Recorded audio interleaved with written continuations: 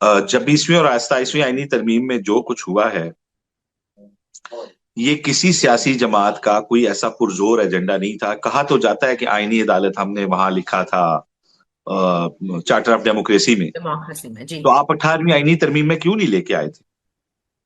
ले आते अगर आपने लानी होती। अभी तो कोई और लेके आया है ना। अभी तो किसी और ने सुप्रीम कोर्ट को तोड़ा है और उसको पहले बेंच का नाम दिया है, फिर अदालत का नाम दिया।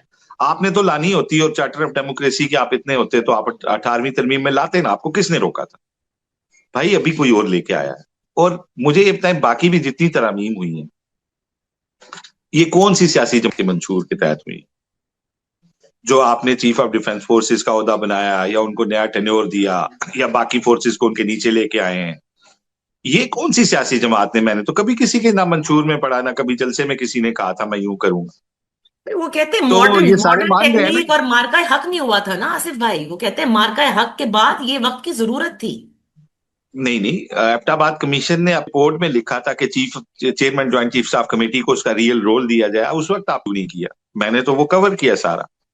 2 मई को किसी ने कहा था ना कि जहाज उड़ाएं, तो उन्हें कहा गया था कि मैं नहीं उड़ाता आपके कहने पे। उन्होंने कारगिल में भी नहीं आपके कहने पे उड़ाए थे, कि आपने हमारे से प्लान नहीं शेयर किया था कि आप क्या करने जा रहे हैं।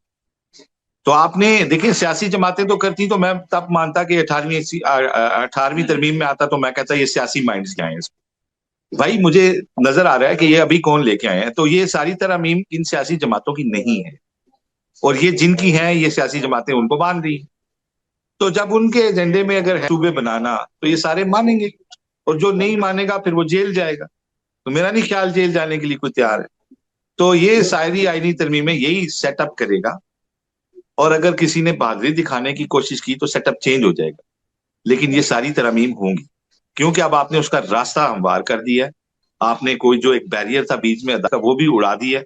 तो अब आपके हाथ से चीजें निकल गई हैं। अब आप ज्यादा से ज्यादा आप ये चॉइस इख्तियार कर सकते हैं कि ये तरमीम हो तो जेल में हो, या इख्तियार कुर्सी पे हो।